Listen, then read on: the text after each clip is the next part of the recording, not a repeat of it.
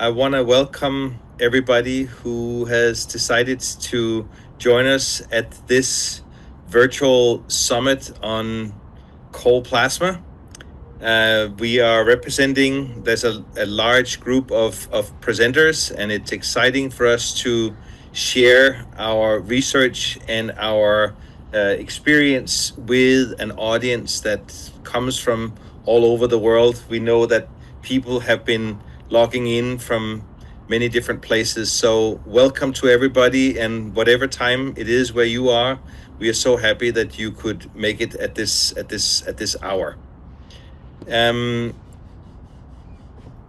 so we have as many as 186 registered. I'm sure we won't see everybody today, but that does mean that we have muted everybody throughout. So there are some people who are co-hosting who can present and can contribute. But if you are gonna be if you have questions, please write them down and put them in either the Q&A or in the chat. Then George and Nate will be monitoring this, and we will bring them up towards the end.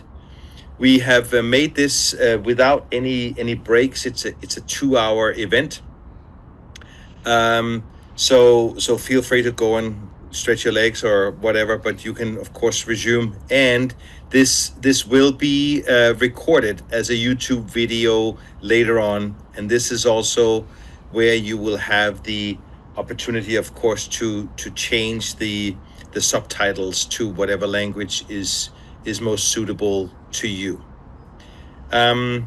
We are encouraging you to have your phone ready, because we are gonna put some interactive questions in here in the introductory portion of it.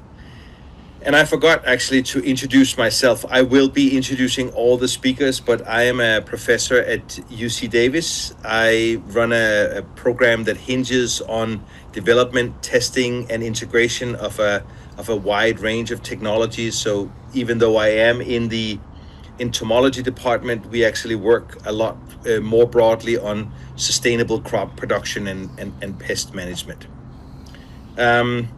So what we're going to be talking about, of course, and this is for people who haven't seen this before and don't really know what plasma activated water is. Well, that's what you're looking at right here, and you will be learning much more about this as the summit goes along. But essentially, we have a jet inserted into the water or exposed directly above a body of water, and then things happen. And this is what we're going to be talking about.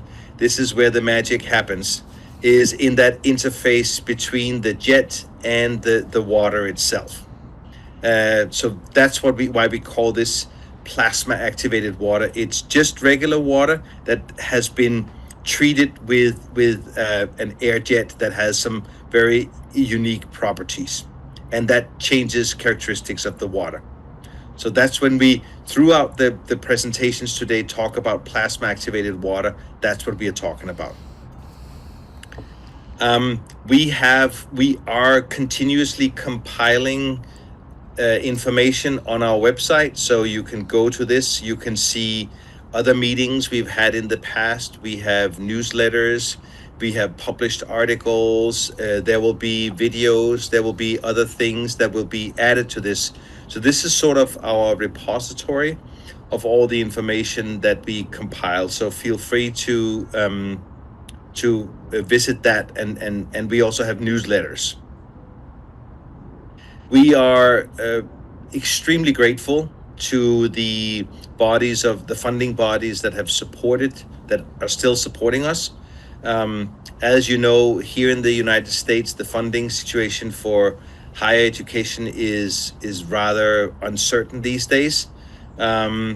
And therefore it's extremely important for us to recognize the vision and the support that we are getting from not only federal and state funding bodies, but also from from institutions like American Floral Endowment and others that are stepping in and really providing research or funding that allows us to fund students and do research the way that we think can help the industries grow, be more profitable, and develop more sustainable solutions. So that's something we as a team is committed to, and we are extremely thankful for the support that we are getting. And the overall team you are that is behind these multiple grants that we have people from Cornell, we have people from Minnesota, from UC Davis, and from UC A&R, and we have with these color codes sort of indicated where our expertises are. So as you can see, we are highly multidisciplinary. We are certainly hoping that this summit can also encourage you or inspire you to maybe reach out to us directly and say, hey, could we write some grants together? Are there some international, even if you are, maybe even especially if you're abroad, are there ways that we could work together? We would be very interested in hearing from you and potentially see if there are ways that we could reach out. This is meant as a very inclusive, very open platform, and that's precisely why we're doing it in this matter. We haven't done a summit like this before, so we are learning and hoping that this goes well, we can do more of these. So let me so as we get started here, if you don't mind, grab your phone and try to take a screen, point the camera towards that QR code, and let us know what you are potentially interested. Why are you here? What would be some of the keywords that are interesting to you? We're trying to get a little word cloud going here. So if people can start adding some keywords here, and we can see what pops up. And this is also something that will be driving the Q&A as we go late, as we move on here. So let's see what happens here. And we can also get an idea of whether the program that we put together, whether that meets what we are, whether we are covering all the bases, so to speak. I'm gonna give it a couple of minutes just to see what pops up, and we can kind of see here what's happening here. Wow, this is beautiful.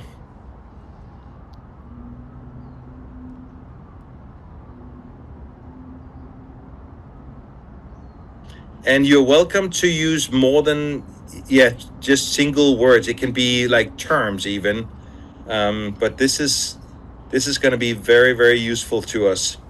And those of you who are presenters, please pay attention to this, because there may be some words here that you want to pick up on, and we want to honor the audience here for their contributions.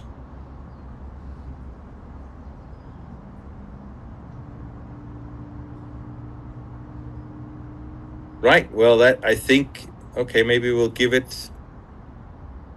I'm sort of staying on time here. This is another housekeeping matter here. I'm making sure that I stay on time myself. So, um,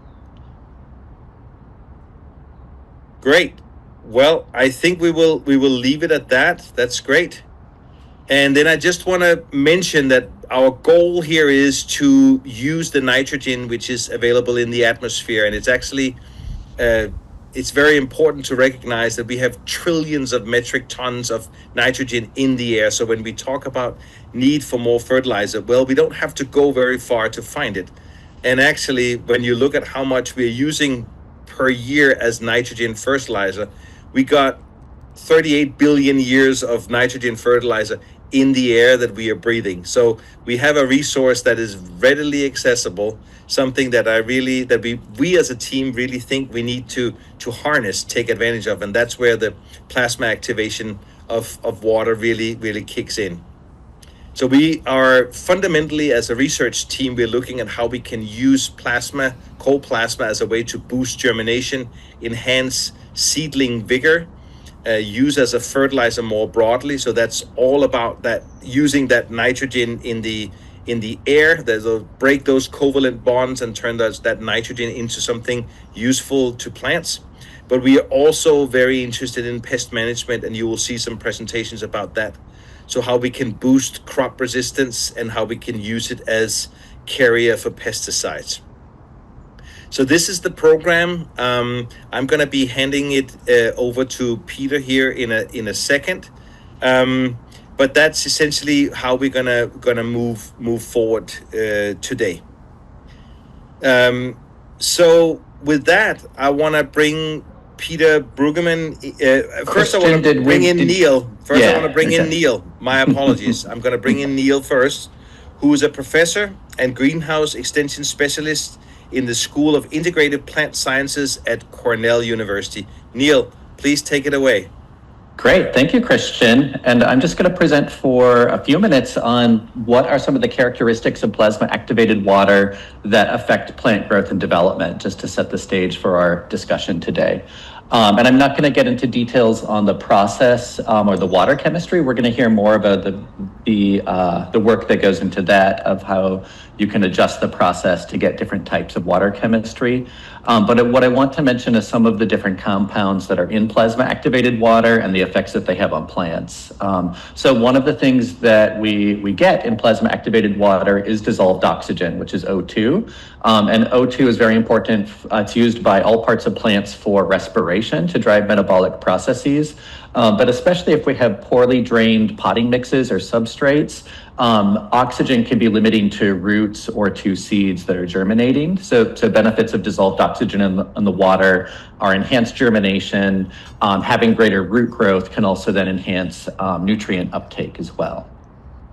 Then there's a whole class of compounds that have both positive and negative effects, which are reactive oxygen and nitrogen species. So these are different nitrogen oxides and oxygen oxides and peroxides and superoxides. These different reactive species, one of the things that they do is they decrease the pH of the water. That can actually be a little bit harmful for the plant, or quite a bit harmful for the plant. Plant roots ideally have a pH of about 5 to 7 to promote good growth and nutrient uptake. So when we treat plasma activated water, we often adjust the pH to make it more stable and also not have negative effects on the plant. These reactive oxygen species play a role in stress tolerance and pest and disease resistance. So one of the things that they can do at kind of the right amount is activate plants' defense systems. Hormones like jasmonic acid or salicylic acid, which then turn on genes that help the plant to defend itself against abiotic stresses like heat or drought, or biotic stresses like pests, which we'll be hearing more about. However, this can be kind of a double-edged sword. So if we use too much, if we have too high of these reactive oxygen and nitrogen species, we can also cause oxidative stress to the plant, so death of tissues of the plant. And then a final benefit of these reactive oxygen species is sanitation or antimicrobial properties. So if it's trying to reduce negative pathogens that might be in the growing root zone. And then a final benefit I wanted to mention is the different forms of nitrogen that are plant available nitrogen that are in the plasma activated water, which can include nitrate, nitrite, and ammonium. So nitrate and ammonium are taken up directly by plant roots, and those can enhance germination and growth and nutrient uptake. Nitrogen is a building block for proteins, chlorophyll, and nucleic acids. It's the mineral element that's needed in the highest quantity by plants. So it's an important building block for growth. And then a negative effect is that nitrite or NO2 negative can be toxic to plants at higher concentrations. So we will kind of want to balance the nitrate and ammonium that we have that's positive for the plant with the amount of nitrite that we have, which can be negative to the plant. And with that, I'll look forward to the discussion today. Thank you. Excellent. Thank you, Neil.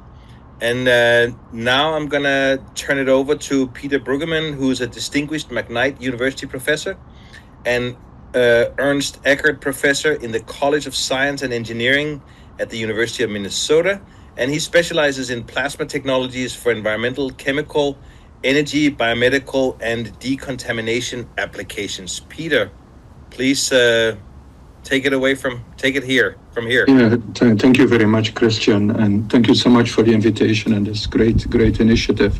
So, as you mentioned, we have actually a long tradition in plasma science, and so at University of Minnesota, and this is actually the high temperature and plasma lab. So we have about 30 researchers really focusing on plasma research. Only small section on that is really about plasma activated water and other related chemistries. I was kind of looking to a recent review, and I mean, there were already a lot of interesting kind of applications mentioned by the previous speaker. But just I've kind of touched with many collaborators over the year already before I joined University of Minnesota, when I was at Eindhoven University of Technology, on many of these applications, although I think most of my work has been in the area of decontamination. And you asked me to talk a little bit more about, how these species potentially are formed, how we activate them in the liquid. So ultimately, the way we see plasmas is really as converting electrical energy into chemistry. I mean, there are many other things, electric fields, UV, charged species, photons, but ultimately, I think for this application, the reactive species are most of the time dominant for the applications I think you are considering. Now, I think the challenge is that, there is a general picture that I try to sketch, but there are many plasma devices, and this is just kind of an overview of the many different types, and many labs have their own plasma device that they like to use. So it's kind of sometimes difficult to generalize, but what I would like to do here is try to generalize the interaction and kind of the idea of what happens. So in the majority of the cases, let's say 95% of the cases, the chemistry really happens in the gas phase. Often in these applications is an air plasma, so you get reactive oxygen and nitrogen species as already defined by the previous speaker, and they are produced in the gas phase, and then often the plasma is in close contact with the liquid, or there is a gas flow that impinges on the liquid and brings them in the liquid. So what you get at the interface, and this can be very small, hundreds of nanometer, where you have very highly reactive radicals. But when you then look into the bulk chemistry, this is often longer-lived species, no? And often this reactive oxygen, I mean, nitrate was already mentioned, and many other nitrogen and oxygen-containing species. So ultimately, many of these radicals actually will never reach the bulk, and I think the interested chemistry for many of the applications, particularly when you're using plasma-activated water, are more long-lived reactive species that are in the bulk. Now, I mean, plasma-activated water is known. There is long-lived chemistry. We know that it keeps activity for many hours. This is kind of an old work from David Graves. They are often highly oxidizing, can last for hours. And this is due to secondary chemistry. So we are producing very long-lived species that can react on minutes to hours of time scale and still produce reactive species. And ultimately, kind of what we know, and I know this is a very busy slide, but I think it summarizes more or less the kind of chemistries, particular from a redox biology point of view, so often decontamination, what we know. So there are hundreds of species in the gas phase. There are only a handful that are really important when you consider, transfer to the liquids, and we'll talk about why.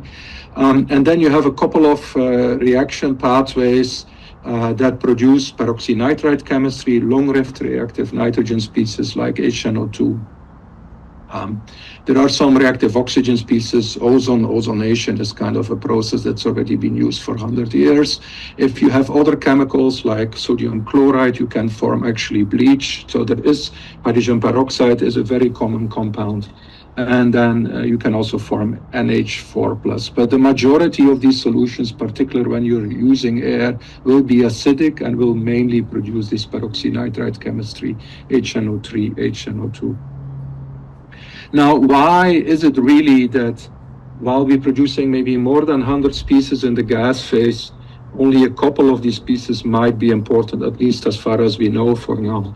And this is really related to transport. So there are two aspects. We need to understand what species we produce in the gas phase, and then there is a significant, you could call it filtering effect of the multi-phase transport from the gas to the liquid phase. And one of the factors that significantly impact this is Henry's law constant. So many of the species that plasma is producing actually have a very low Henry's law constant and will not readily go into the liquid phase. And it's often the higher concentrations you observe in the liquid phase, like hydrogen peroxide. Some of the nitrates have the higher Henry's law constant. So even if they might be present at significantly lower densities than some other species, they would still be dominant in the liquid phase.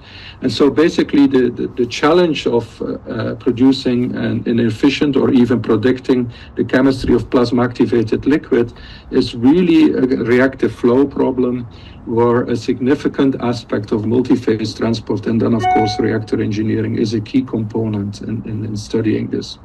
I want to illustrate this with a few examples from my own work. And so these are air plasmas that we compare to inactivate, and this is Phylline It's not really important, it's a virus in solution. And we use just air plasmas, different types of plasmas, only oxygen, mainly air. These are DVDs, so these are really cold plasmas.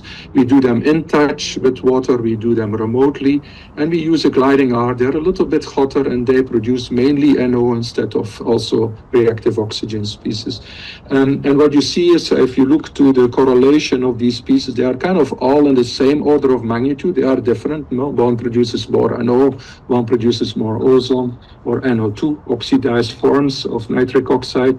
You see a significant difference in the inactivation. This is the black curve where you have a log scale. No? So you go from almost 4.5 log to almost no inactivation for gliding arc. This is not why these species, are not reactive. This is really an effect of transport, because NO has a very low Henry's law constant. It's often difficult to dissolve in the liquid, and you would have very little effect on biological impact compared to when you have a mixture of NO2, O3. And we even saw that the reaction of ozone with NO2 forms N2O5, which is even more readily able to go in the liquid and can explain that results purely based on transport. Another case is what we done recently is an activation of bacteria, where we were really able, with a detailed liquid phase analysis and also combining with models, to actually develop a model of bacteria inactivation when we treat water, this is in case saline, with air plasma. So this allowed us to identify which species are responsible for an inactivation. It's a cascade chemistry here again. It's peroxynitrite acid is at low pH, and allows us even to get a dose. So this is an example where, with identifying the chemistry, you can really get insights for the process. What is critical here is the lifetime. And this is something that might be overlooked a lot in the field. Short-lived species basically don't do much because they are not have enough time, they don't live enough to be transported to your biological substrate. You need intermediately long-lived species that can transport and then can react with biological substrate. I think this is really critical for these applications. And so kind of the balance between reactivity and lifetime often determines which species are dominant.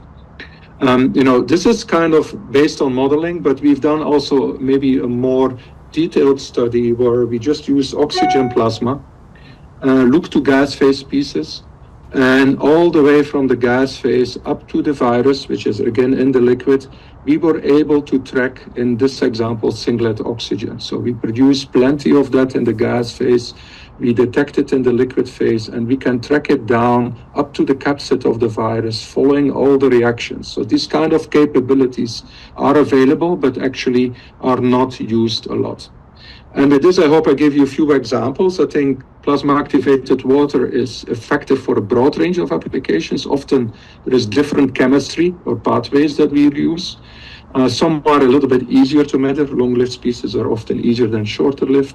But we are able to quantitatively explain, certainly in simplified reactors, maybe not always the ones that are used in practice, and also for some highly controlled conditions. But I think it's really important here. This is really a large-scale process. Energy efficiency is important, not the cost, and also minimizing off-target effects, as already mentioned by the previous speaker. And for this, I think it's critical to get a basic mechanistic understanding, but also understanding transport limitations, because ultimately these will really impact your energy efficiency in most of these applications. I hope that gives you some idea from a plasma perspective, and of course, we'd be happy to discuss. Wonderful. Thank you, Peter. So what Peter really highlighted is something about the long-term stability, which is something we will talk about in a couple of presentations. Now I want to give the word to Katarina Stapleman, who will talk about ways to optimize the nitrogen in the water. So Katarina Stapleman is an associate professor of nuclear engineering at North Carolina State University, characterizing and optimizing plasma sources for life science applications such as plasma agriculture and plasma medicine. Katarina, please, we're excited to have you. Thank you. Thank you. And thank you very much for inviting me. That's a wonderful opportunity to get to see all the awesome work that's been done in plasma agriculture. And thanks to Peter and Neil for awesome introductions, so I don't have to talk that much, I think. Do you see the right screen? Okay, awesome. Yes, we do. So I think everyone knows, so I'm just going to go over it quickly.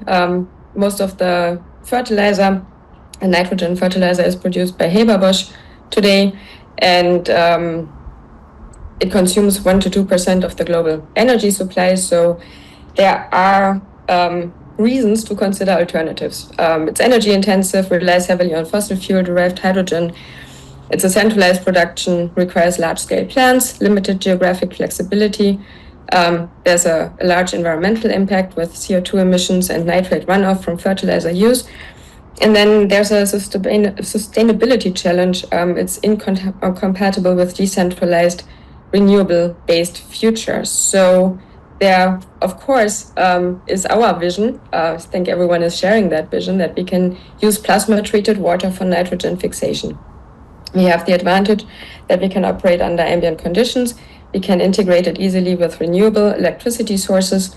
It enables distributed and localized nitrogen production and reduces the environmental footprint. So besides just nitrogen, we already heard, we are also producing reactive oxygen species. Now, the interesting part about that is those raws can be generated endogenously, so intracellular, or exogenously, provided by the outside. So when we look at the endogenous path, it's mainly in chloroplasts from photosynthetic tissues and in the mitochondria due to electron transport systems. When we look at that overview here, all the reactions that are occurring, all the products that we are getting, that looks very similar to the slide that Peter showed before with what we are creating in plasmas. And that is the nice thing about plasmas. When we are using air, we are basically producing the same species that plants or humans are producing. So that's where my interest in plasma medicine and plasma agriculture stems from, because it's all about the reactive oxygen and nitrogen species and redox biology. So exogenously, we can provide those reactive species with plasma. And ROS can have different effects on plants. And we already heard a little bit about that. So ROS can be detrimental, of course. It's all about the dose. It can damage cellular membranes, it can damage proteins, nucleic acids, and distort the redox homeostasis. Plants also induce antioxidant mechanisms to regulate ROS. And remember, the plants produce the same ROS that we provide with plasma, so they are used to it. They have some antioxidant mechanisms to deal with it.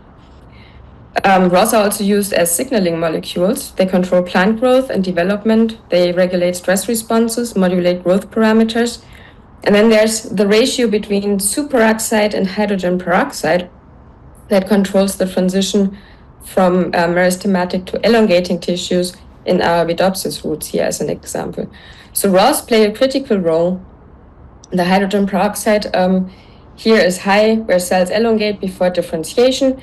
Superoxide is high in the root tip where the cells divide, and alterations in hydrogen peroxide can result in major defects in root growth as a result of delays in the transition of cells from division to elongation and differentiation. So the mechanisms for ROS control of the developmental pathways in mature tissues are unknown, so tell me the plant biologists. So it's really interesting to see if we now provide ROS exogenously, what is actually happening to the plants. Now there are other ROS effects on plants. ROS can build up beyond the antioxidant scavenging due to abiotic stress, for example. And when ROS accumulate, it can serve, or they can serve a signal and can elicit responses locally and systemically. It can affect different plant hormone levels like ABA for seed germination and abiotic stress response, or auxins that mediate plant growth and development. Now, ROS also alleviate abiotic and biotic stresses, for example, low nitrogen environment or a pathogen attack.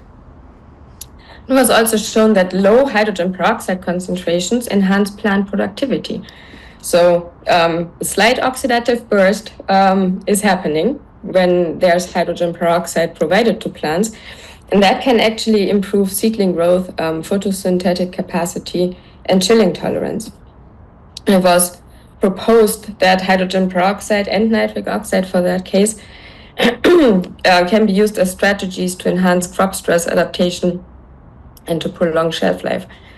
Now, in that paper, it was discussed that it might be a little difficult to apply, but that's where we can use plasma and make the application process easier. So we used plasma-treated water, tested different recipes of chemistry. So we had a device where we could provide plasma-treated water that contained almost exclusively nitrate, or a combination of nitrate and hydrogen peroxide. Just by messing with the settings and how we actually treated the water, we could control the chemistry there pretty good. And we could also use different levels of nitrate and hydrogen peroxide. And here we see just a nice water control, sort of as a negative growth control, a nitrate control with an equivalent amount of nitrate that we produce with the plasma, a nitrate plus hydrogen peroxide control with the equivalent amounts that we would produce with plasma. And then we have 4 different PAW recipes where we vary the nitrate concentration and then have one of each also with a hydrogen peroxide level in there. And we see the PAW, no matter which one we use, 1, 2, 4, or 5, they all increase the total root length slightly. The hydrogen peroxide in PAW 2 and in the control seem to dampen the root elongation. And PAW 4 and PAW 5, which is high nitrate but without and with hydrogen peroxide, show pretty comparable results. The nitrate itself does not explain the increased root length. If you just look at the nitrate control, that is less than we see in those plasma-treated waters. And the hydrogen peroxide inhibited the primary root length elongation. But it was linked to priming in plants and to making plants more resistant towards abiotic stressors. So we decided to move on with that and test if hydrogen peroxide will actually help the plants alleviate stress. And we tested heat stress. So we compared Arabidopsis seedlings grown at 22 degrees Celsius and then seedlings that were transferred to 30 degrees Celsius. And we do see indeed the hydrogen peroxide containing plasma-treated water is actually increasing the heat resistance. The seedlings grow better, they have a longer primary root length. And it's the nitrogen itself, low nitrogen or high nitrogen, does not make any difference and does not help the response. And even the nitrate plus hydrogen peroxide control is not showing the same effects as the plasma-treated water here. So there may be runs responsible beyond hydrogen peroxide that are actually helping, basically priming the plants. Now, I don't want to go into details here. So the paper got just accepted, and this is a lot of plant biology that I'm not super familiar with. But we did do some different, some gene expression analysis and saw differential expression in genes mostly associated with nitrogen and reactive oxygen species responses. And take-home message from that is we see altered response to nitrate, which can affect the uptake and rate of assimilation, and we see response to oxidative compounds when we look at the gene expression in those plants. Now, so plasma-treated water, we could show it's a viable source of nitrogen for plants. With our controls, where we really look at similar amounts of nitrate and hydrogen peroxide, we don't see too big differences, but it also shows that we can use plasma-treated water without causing any negative effect. And the levels of ROS, of course, need to be carefully controlled. So we were attempting to systematically choose and optimize a device for nitrogen fixation. What is the right chemistry, and thinking about different things there. Do we want to have more nitrate or more ammonium-based chemistry? Do we want to have hydrogen peroxide or not? And it should be scalable as well. So we decided to go with a dielectric barrier design where the plasma is actually not in contact with the water to have an exclusive nitrate chemistry. I see I'm running out of time here, so I'm going to go a little faster. So we started with a transport optimization where we looked at flow rates and plasma residence time. So we are basically sending gas in, create the plasma and bubble the plasma treated air into the water, where we have a long water column for optimized nitrogen fixation. And we optimized flow rates and bubble sizes and investigated the generation of reactive species depending on the gas temperature, where we see a maximum for nitrate production at the same time where our ozone density is going down, which would basically be the opposite of would basically be discharge poisoning from the days where ozone was required. And then we investigated how to get the RONs into the liquid and looked at in situ nitrate measurements with optical absorption spectroscopy, and we do see that it's leveling off at some point. So we have high nitrate production, and then at some point it just goes down and crashes over time. Katerina, we are going to need to stop you. You've got I'll give you another 20 seconds. Okay. So we did look at the chemistry in a 0D model and saw that the chemistry is changing a lot, looking at the temperature there. And again, looking at Henry's law, just like Peter did before, we see that N2O3 and N2O5 have much larger Henry's law constants. So those might be the ones to target for chemistry, which are then at the end decomposing to nitrate in the liquid. And with that, I'm just going to stop here. Thank you. All right. So we are very proud to also in the roster of presenters have a lot of people who play different roles in industry. And we're going to bring on Tom Sluneka now, who is a CEO of Plasma Blue, a Minnesota-based clean tech company pioneering and commercializing cutting-edge plasma reactor systems that significantly reduce processing time and energy use. So we are kind of getting into the systems themselves. So Tom, please take it away. All right. Good morning, everybody. Hopefully you can see my slides, yes? You can put them in slideshow mode. Yeah. There we go. There we go. Okay, wonderful. Okay, so yes, thank you for the introduction and thank you for this opportunity. I'm gonna talk a little less about science and a little bit more about the availability of what we have, because this research and what everybody here is presenting and this collection of people is just amazing. We started down this road with the help of the University of Minnesota and Xiaobo Deng, who created a new design of being able to put plasma directly into a liquid flow. And that solves a lot of the issues that many of you are dealing with for a lot of reasons. And then when we look at commercialization of this technology, which is the ultimate goal, what technology is going to have a low CapEx, a low OpEx, operates with lower temperatures so that it's safe, low pressures, so again, it's safe, cheap to operate, and we believe that what we've developed can do that. On this slide, you'll actually see several units that that we've created and sold. On the top is a PFAS destruction model that actually has a double reactor design.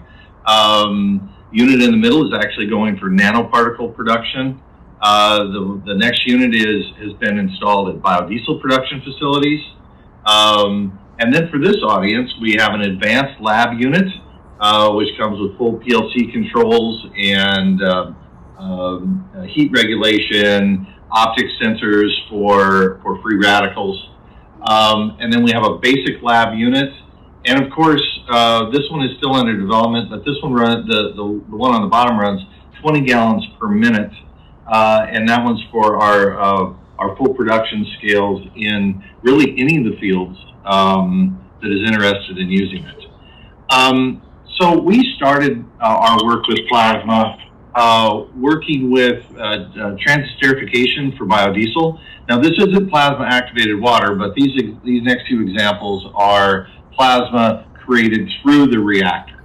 So, so we actually replaced at a biodiesel plant the transesterification process, which brings together soybean oil, sodium methylate, and methanol to create biodiesel. We're able to do that in a nanosecond with low pressures and low temperatures, replacing vast amounts of equipment at a biodiesel facility.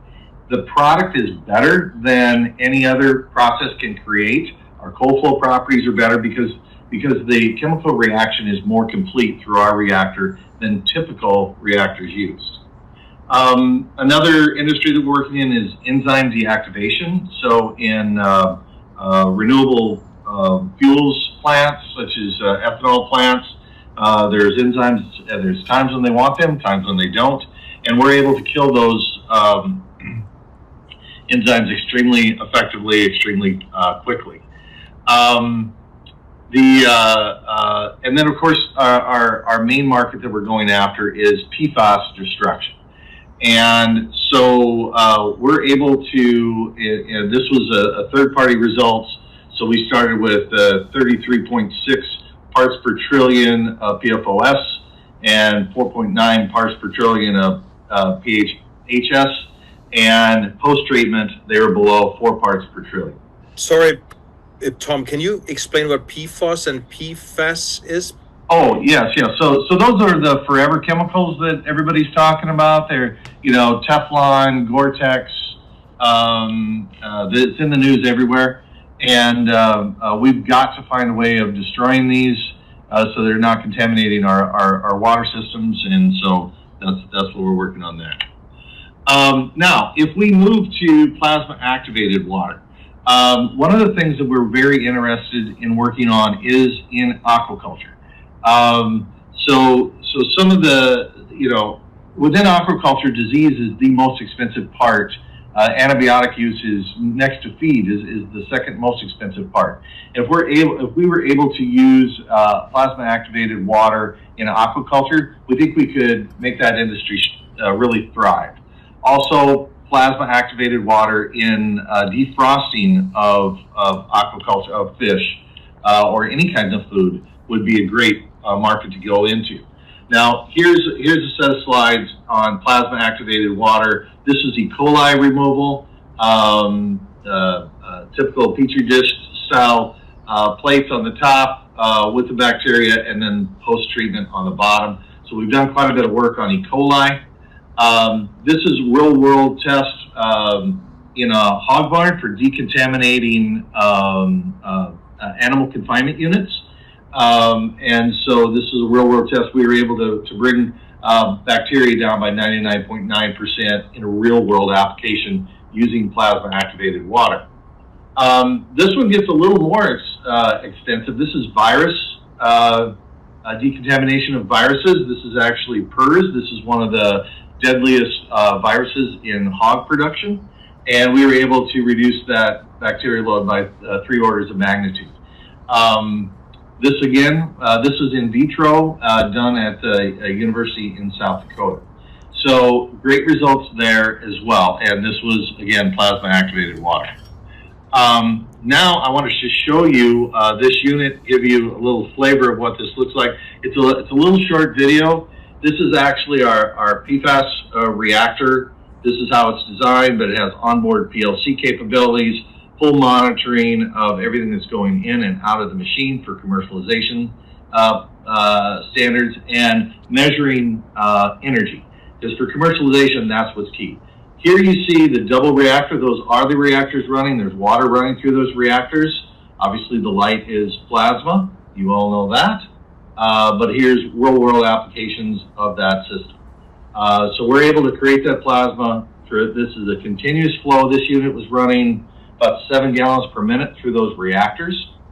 The design for laboratory is pretty simple. So you can add other types of equipment, monitoring, other types of sensors. So most of the equipment is exposed. And there's the reactor itself. So, so we've come a long, long ways. We want to work with this industry. We want to work with you all. We have units available to help you in your lab situations. Also, because this is paid for, our research is paid for by the Minnesota Soybean Research and Promotion Council. We actually do some granting for things in agriculture. We really like things specific to soybeans, but if we can branch out and things that are advantageous to agriculture, we definitely are interested. That's it. Thank you. Beautiful. Thank you, Tom. That's very nice to get a flare of the units that you have. We get a lot of those questions that it's not just about the research. People, the users are looking for systems to work with, and we are very let's keep this conversation going. So thank you so much. Now we're gonna switch to, we're having a short session of 4 presentations. So if you don't mind unsharing there, Tom, and then George Anner, who's an associate professor and McKnight's presidential fellow in the College of Food and Agriculture and Natural Resources at the University of Minnesota. George Anner has been experimenting with the use of cold plasma technology for application in agriculture and food processing. So George is going to start us out, and then we're going to have a couple of presentations, short presentations following him. So George, please take it away. Thank you, Christian. I hope you can all see my screen. So I'm going to be talking about something a little different from what has been talked about so far. And thanks to Peter and the previous speakers for giving us a lot of insights into the chemistry. Now, so from all the chemistry you've seen, it is obviously clear now we understand why we see a decrease in pH, we see an increase in conductivity, and an increase in the oxidative reductive potential when we produce plasma activated water. We also have seen that there is a significant increase in nitrates and also nitrite. And again, I can't overemphasize the importance of nitrate to plant. So what we want to do here is to see how best we can increase the amount of nitrates. Not only nitrate, but also the rest of all the other components that I have just talked about. So we decided to go with ultrasound waves. These are basically sound waves, but they vibrate at a much higher frequency that we do not hear them. Now, the fact that we do not hear them doesn't mean they are around us. They are still used for a lot of applications. So why is ultrasound important for us? Well, when you expose a liquid to ultrasound, the ultrasound results in the creation of microbubbles, and these expand to what we call cavitation bubbles. These cavitation bubbles would rapidly collapse, creating regions of very high temperatures and pressures. Now, this process has been found to actually increase the generation of reactive species such as nitrates. The other question we asked ourselves was, how do we apply the ultrasound? Do we do it before plasma PAW generation, or do we do it after PAW generation, or do it together? So that is what we set out to do. So in our first sample, we took water, treated it with ultrasound for an hour, and then made plasma activated water. So that is the before PAW. For the next set of sample, we actually made the PAW, then treated it with ultrasound. So that is the after. And for the together, we made both the treatment at the same time. So keep before, after, and together in your mind. Okay, so we took these samples and analyzed them for the parameters listed on the slide. So what did we find? Well, when we look at electrical conductivity, we see that the sample that was treated after, the one that had PAW and then ultrasound, had a significantly higher conductivity, about 3 times what was seen in all the other samples.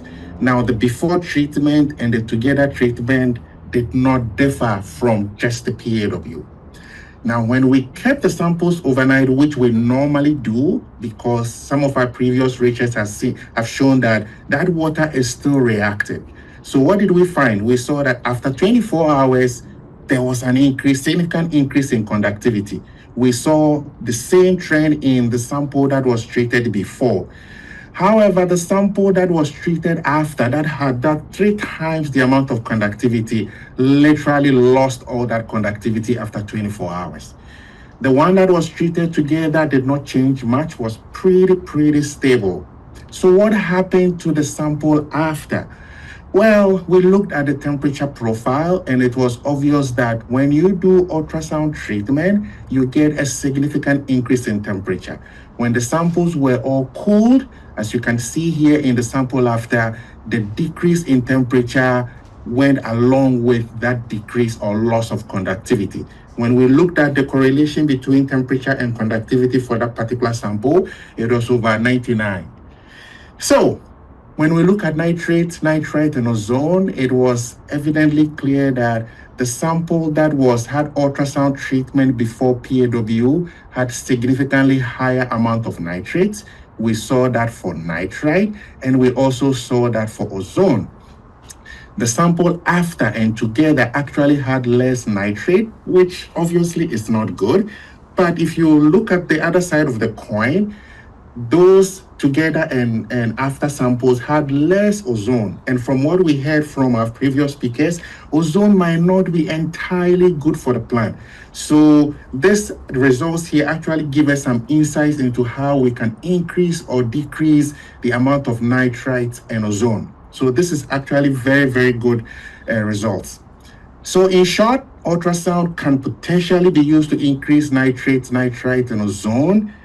And if you want the highest levels of nitrate, you should think about doing the ultrasound before the production of PAW.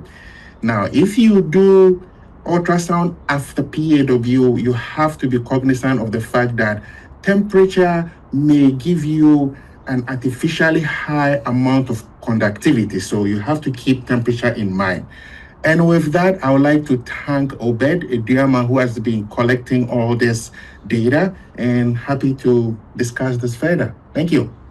Excellent, George. So this is just giving people a flair that we are looking beyond the PAW itself, but also adding ultrasound, adding other aspects to this. And that's where Yu Gong, who's a master's student in my lab, and he is in the graduate group of horticulture and agronomy at UC Davis, and he's going to talk about stability of and use of bases and storing of PAW over time. So Yu Gong, would you mind sharing your screen and take it from here, please? Yeah, thank you very much, Christian. So hello everyone. Today I'm going to talk about PAW stability at different storage conditions. So starting off with a little bit of introduction here that as we talked about in the previous presentation, that there's a lot of chemistry happening in the PAW, and PAW is a very unstable product even after weeks or days after it's been produced. This will often lead to a loss of nitrogen species in the PAW, which is not good because, as we talk about, we often want to use these nitrogen species in areas such as agriculture or sanitization. So in addition, there are also no standardized storage conditions for these PAWs out there, which make the PAW's quality as a product very unpredictable and very unstable. As we talk about in the introduction and in a various presentation, if we try to if we want to try to apply PAW in areas such as agriculture or use it as fertilizer, then ensuring that we're having a stable product is the key tool for its adaptation and eventually commercialization. So in this experiment, we focus on increasing the stability of the PAW through two aspects of its storage, addressing both their headspace and their initial pH. So going over our materials and method here real quick, that we have our PAW production, and we use 0.1 molar potassium hydroxide to adjust the pH of these PAW to the following 5 levels. So the ones with pH 3 is the control group. They don't have any bases added, and the other ones have various amount of base added to them to achieve the ideal pH level. After that, we store these PAWs in 2 different storage conditions. Half of them in open containers, as you can see here, and half of them in closed containers. The ones in closed containers are filled all the way up to the brink to minimize the amount of air that potentially have in the container.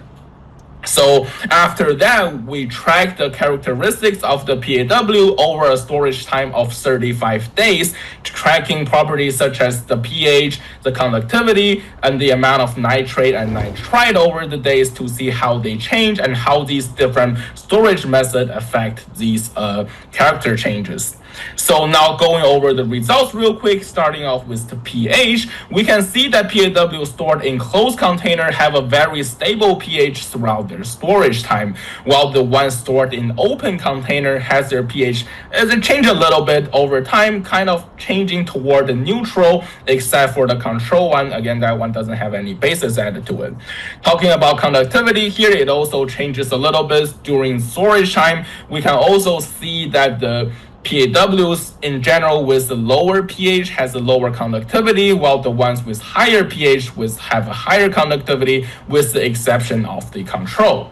So then speaking of nitrate here, which is really interesting, that we're seeing a much more rapid decaying rate of nitrate in this as our PAW stored in open containers when compared to the closed containers.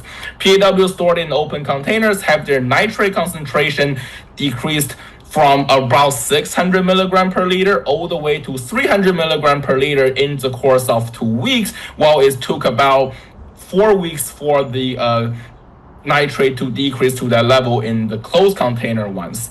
In addition, we found that if we calibrate the PAW to a pH of anywhere higher or equals to 5, it seems the nitrate species are fairly stable and it maintained at high levels throughout the entirety of storage, disregard of how you store it, essentially, how if we have a closed or open container.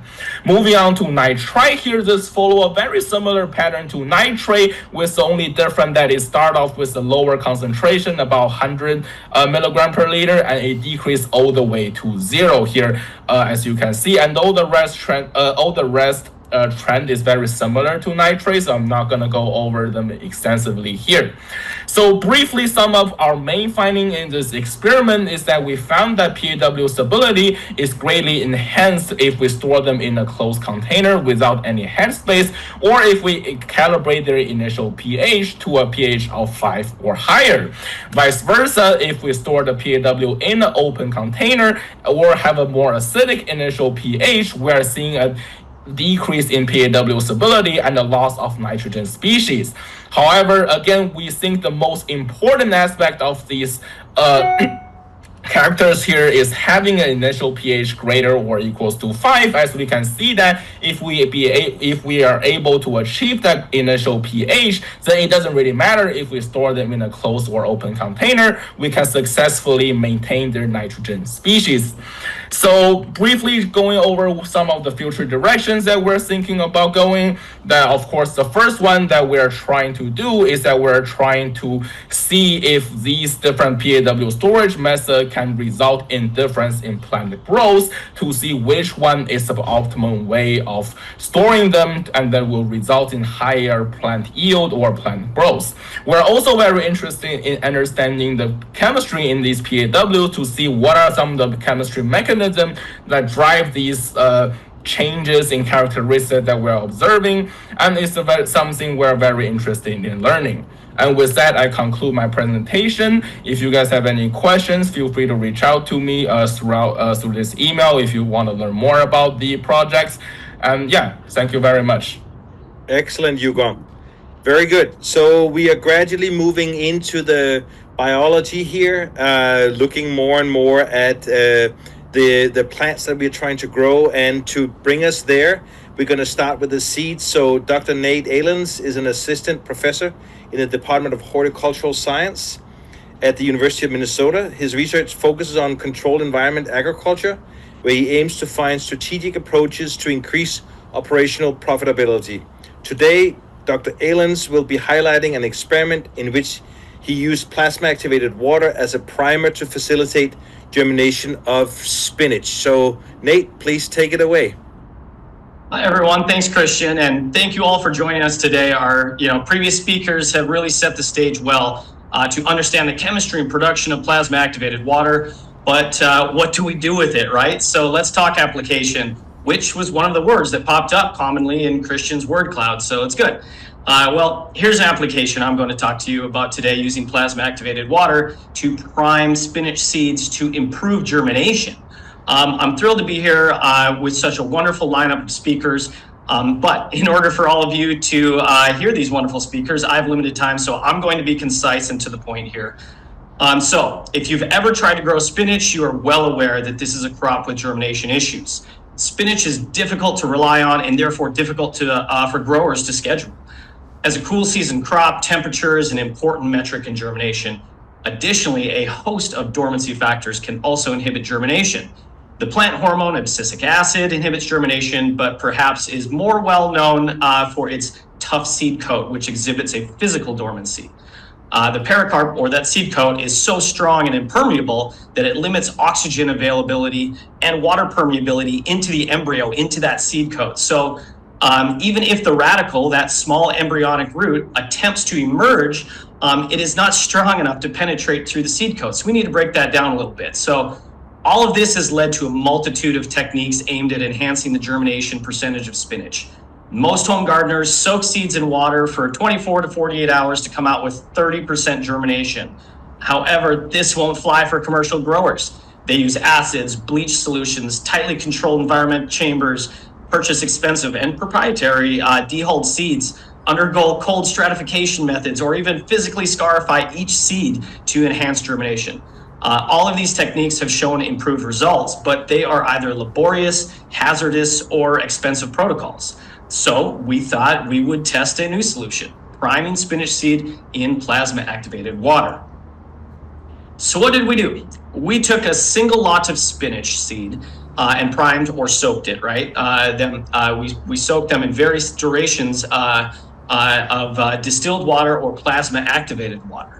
As we learned from Yugong's and other presentations today, it is important that the plasma-activated water we used was given the time to stabilize and had been stored properly with no headspace. So our aim was that the oxidative properties of the plasma-activated water would reduce the organic matter content of the spinach seed coat. This would allow for oxygen and water to reach the embryo as well as soften that seed coat to allow the radicle to emerge uninhibited. Soaking or the priming durations consisted of multiple time points, 1, 3, 6, 12, and 24 hours as seen here on the slide. In addition, there was a negative control that was not primed at all. So all of these priming treatments were timed so that they would finish simultaneously for planting into Petri dishes inside a growth chamber that was held at a consistent 18 degrees Celsius. Every 24 hours, seeds that showed radical emergence were counted in each Petri dish and displayed here as a percentage of overall germination. As time moves forward, priming spinach seeds for any amount of time seems to improve germination percentage, starting at the really early stages here.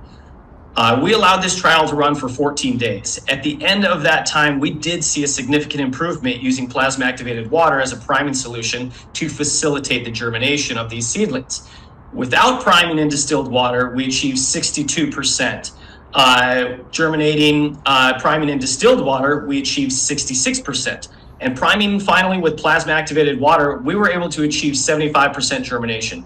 This is a fantastic result for a very simple protocol. Furthermore, we improve the velocity of germination. T50, this is a metric commonly used in germination experiments.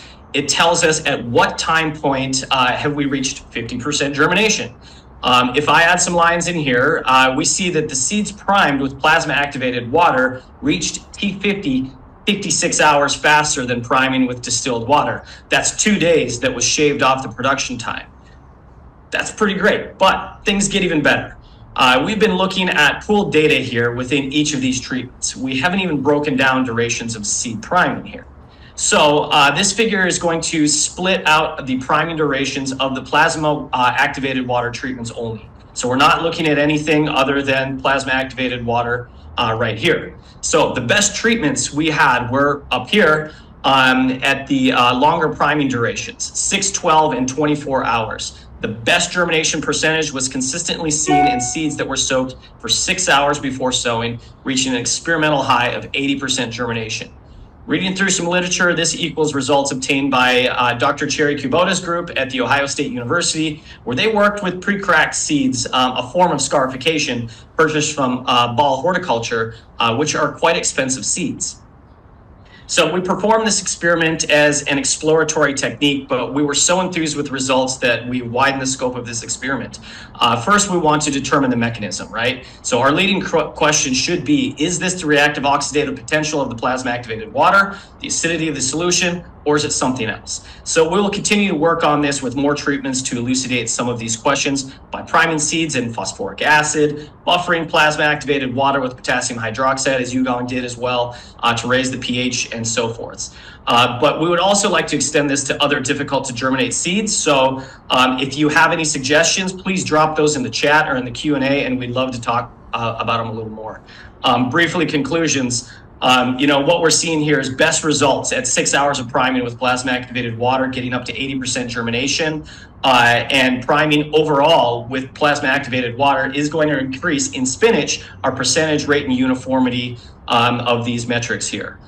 So with my limited time, this concludes the presentation, but I would like to thank you all for listening and thank our sponsors for supporting this important research. Excellent, Nate. So clearly some interesting results, very, very promising result with spinach, one of the challenging seeds to germinate. We're now going to move to plants. And Abby Pace is a member of the Controlled Environment Agriculture Lab under the advisorship of Neil Madsen and an MS master's student in horticulture at Cornell University. So Abby, please tell us about your results with tomato plants. Hi, thank you for that introduction, Christian. Thank you everyone for joining us today. So we're going to follow off of Nate's presentation with seeds and look at tomato seedlings in response to plasma activated water when applied as a drench application. So first off, what was the purpose behind this research? So I am a part of a collaborative research study with UC Davis and University of Minnesota, and they have 2 different plasma systems, and with that they also have 2 different source waters. And so we're going to get different times that you treat the water to generate that plasma, and we're also going to have different plasma waters in general. And so I ultimately wanted to evaluate those different PAWs that we're generating and to ultimately select one PAW for a subsequent application and frequency drench study following this current one. And so my treatments include a source water of TAP at University of Minnesota, as well as their PAW treated for 30 and 60 minutes. And then we also have UC Davis's source water as reverse osmosis or purified water, and then PAW treated for 5 and 10 minutes. And then we also have a control, which is no drench and just tap water only. So how the drench was applied is 4 milliliters each cell of each treatment, whether it's PAW or source water, every 3 days for a total of 3 applications. And regardless of if a drench application was applied or not, we did water daily with Cornell tap water as well daily. So getting into a little bit of the water chemistry, we see that the source water of each institution is higher than our PAW water. And as previously mentioned by previous presentations, initially post-generation, we see a pH lower at around 2 or 3. It's pretty acidic. And so we add KOH to adjust and raise the pH to make it more amenable for nutrient uptake by the plants. And next, we're going into the electrical conductivity. We see that the EC of the source water is lower than the PAW, and it's interesting to note that the Minnesota PAW water does have a higher electrical conductivity compared to the UC Davis PAW water. Next, we have our nitrite and nitrate content. We see that the UC Davis PAW has higher contents compared to our Minnesota PAW water as well. So into the plant results that I got. So this is my growth index based on height and width. And as we can see, the PAW 60 had significantly greater growth index compared to my control, where it's just tap water, no PAW applied, and also my source waters as well. Next, we're going to fresh rate at harvest. Again, we see PAW 60 had significantly greater fresh rate compared to our control and our source waters, as well as our UC Davis PAW water. And then in dry weight, we see a similar trend. We see that PAW 60, again, has significantly greater dry weight compared to the other treatments, except for its PAW 30 counterpart. So our findings ultimately come down to University of Minnesota's PAW 60 was significantly greater than UC Davis's PAW and our source waters and control in fresh mass and dry mass. But why is that if we saw higher nitrite and nitrate content in our UC Davis PAW water? That's something that we're kind of looking into. And as previous presentations have mentioned, there can be a potential for nitrate toxicity, and that's something that we're kind of looking at further. Next, we have our next steps. And so next is drench application, and we're looking at PAW 60 applied at 2 or 4 milliliters every other day or every other 3 days for 3, 5, or 7 total applications to ultimately select 3 PAW treatments and a control for a long-term greenhouse trial. And so I decided to go with PAW applied at 4 milliliters every 3 days for a total of 3, 5, or 7, and then a control where it's just tap water. And at this point in the greenhouse, they're receiving no further PAW. It's just continuous greenhouse operations from there, no further PAW application. And so this is an ongoing 5-month trial, and I'm hoping to evaluate potential PAW carryover effects and treatment differences in fruit yield and quality in these plants. Thank you, and I look forward to further presentations and discussion. Thank you. Great, Abby. So there's some growth plants, some growing of plants going on, and we definitely have intention of doing these summits again. So later, Abby will have an opportunity to talk about her yields from these trials. So excellent. Thank you so much, Abby. So as Eddie was mentioned early on in the introduction, we are looking beyond fertilizer. We are also looking at how plasma activated water can be used in different aspects of pest management. And now I want to introduce Dr. Patrice Savvy, who is a postdoc in my lab at UC Davis with expertise in mite ecology, cold plasma technology, and LED-based pest management. So Patrice is involved in use of integrating plasma activated water into different ways of controlling key pests such as spider mites. So Patrice, please take it away. Thank you, Christian, for the presentation.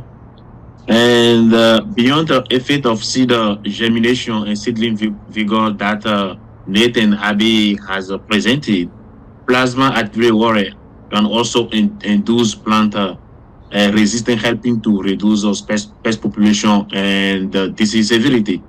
So, to test whether the supplementary PAW irrigation can enhance plant resistance and reduce pest population, we use this pest, which is called two-spot spider mite. It is a major pest that attacks many crops, including tomato plant, at a short development time, rapidly develop pesticide resistance, and require alternative to chemical control. So we assess 2 regime of PAW in this study. Tap water we treat for 6 minutes and 9 minutes, and then we grew tomato seedlings, supplemented 50 milliliters of each PAW, and after 2 weeks of supplementation, we conduct choice tests using leaf discs from PAW treated plant and control plant to assess the preference of the two-spot spider mite. What did our result show? So as a result, we observed that female of two-spot spider mite show a lower preference for PAW treatment compared to the control. And we found also that PAW that has been treated for 6 minutes has a lower number of the egg compared to the control. So this result suggests that the PAW can be used to reduce the preference for feeding and oviposition for the two-spot spider mite. So we also monitor the population growth of spider mite over 3 weeks on the tomato, on the PAW treated plant and control plant. And those plants were initially infested with 30 female or two-spot spider mite. And our results show that the control plant show a significant increase in mite number over the time. By contrast, PAW treated plant maintain consistently lower mobile mite population over the observation period. We also, as we can use a plasma activated water to make the plant to grow very fast. This can be very relevant, as we know that early stage of a plant are much more susceptible to the pest pressure. So making the plant to grow very fast, that means the plant can get out of the state that are more susceptible to the pest pressure and reduce potential damage and also associated cost to management. So we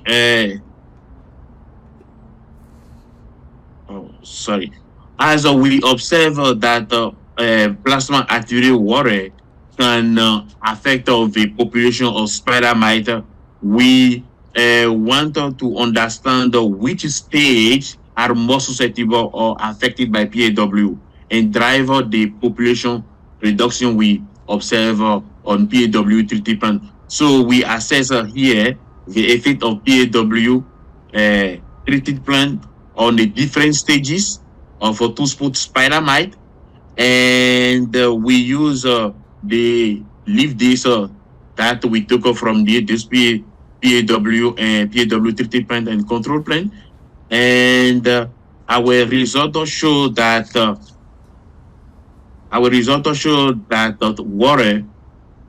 water treated with a plasma for 6 minutes kill more than 50% of the egg to get to the adult stage, and 26% for the tap water treated for 9 minutes, and in the control we just observe 6%. We also observe that the PAW treatment plant drop the proportion of the female to 42 to 50%, which is very huge compared to the proportion of the female on the control. We know that the female, more we have female, more of the population gonna be high. So PAW making the female to be low on the plant. That means that the PAW is one of the major factor that is driving the reduction of population we are observing in PAW treated plant compared to the control. So we also observe that plasma activated water affect the longevity of the adult and also reduce the number of the female laid by female. So to understand which plant trait might explain why we are observing a low population of spider mite on plant treated with a plasma activated water, we assess tomato leaf glandular and non-glandular trichomes. Glandular trichomes are a structure found on the plant, and when present in high density on the leaf, they can reduce the population not only of spider mite but other pests. And results show that plant treated with plasma activated water increases significantly the number of the glandular trichome we observe on both abaxial and adaxial surfaces, and we also observe a high density of non-glandular trichomes on abaxial surface. So this high number of trichome we observe on plant treated with plasma activated water may be the reason why we observe low population of Tusposporamide on PAW treated plant. Patrice, So, just abaxial and adaxial. Just explain what abaxial and adaxial means, please. okay, abaxial surface is when you take a leaf, the bottom side of the leaf is abaxial surfaces, and adaxial surface in the top side of the leaf. Okay, to expand our investigation into other crop species, we test also the effect of the seed regime we use for the tomato on the soybean, and we monitor also the population of spider mite for 2 weeks. And what did we find? So we found that the population grow, the population of spider mite on plant treated PAW treated plant will significantly over the 2 weeks was significantly lower when we compare to the control, and the number of the eggs follow the same trend. So for the marigold, we observe, we can see clearly here as well that PAW affect the number of the flower, the biomass, and the population of spider mite we monitor it of those plants also have lower number of spider mite on PAW treated plant compared to the control, but there is no significant difference for the number of the egg we observe between control and the PAW treated plant.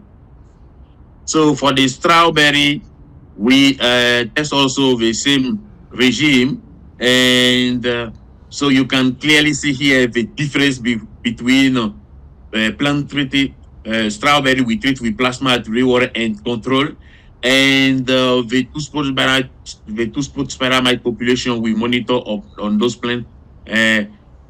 We didn't observe any difference between control and the PAW treated plant. That means that PAW response to the plant resistance can depend on the crop species or on the plant strain, or also on the PAW regime we are using. So we test also whether the plasma activated water could reduce the western flower thrips preference for tomato plant. So we use two variety and compare treated plant, PAW treated plant with a control plant. So our two choice test result show that the PAW can be useful, reducing the preference of a western flower thrips on both variety, supporting more that we should include PAW as the component in sustainable pest management. So, in conclusion, we can say that the PAW can be a very important tool to enhance plant resistance by reducing pest preference, survival, and reproduction through the change we observe in the plant, and also by making the plant to grow very fast. The PAW can make the plant to reduce pest pressure. We also observe that this effect PAW can has on plant resistance depend of crop species, and we definitely can include the PAW as a novel and innovative technology in crop pest management. So those are some manuscripts we got from the result we just presented. If you guys are interested, Christian has shared the link. Initially, you can see all the manuscript there. Thank you all. If you have questions, I will be happy to respond. Great. Thank you, Patrice. Excellent. We are now gonna move on, and Dr. Nitin Nitin is a professor in food science and biological and agricultural engineering. His research focuses on developing synergistic processing technologies to improve food safety. So people have already talked about PAW as a disinfectant, and that's sort of part of this pest management, and definitely a huge part of sustainable crop production is sanitation and use of this. So even though he comes from a food science standpoint, it's also very relevant to crop science. So Nitin, please take it away.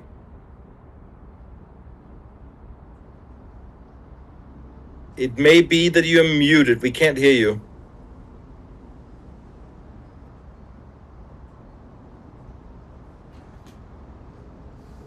Can you hear me now? Now we can hear you. Beautiful. Oh, great. Take it away. Thank you. Thank you for the invitation and the introduction here. I'll talk about plasma activated water and their applications in surface decontamination.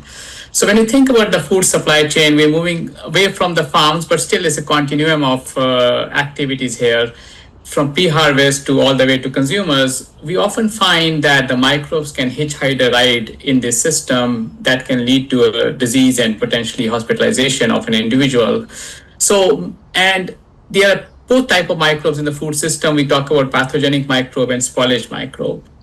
One of the opportunity for microbes to make their way from the point of production all the way to the consumption is through cross-contamination. And this effect is more dominant in our fresh produce, as we see many of our fresh produce goes through spoilage issues, as well as there are a large number of food safety outbreaks.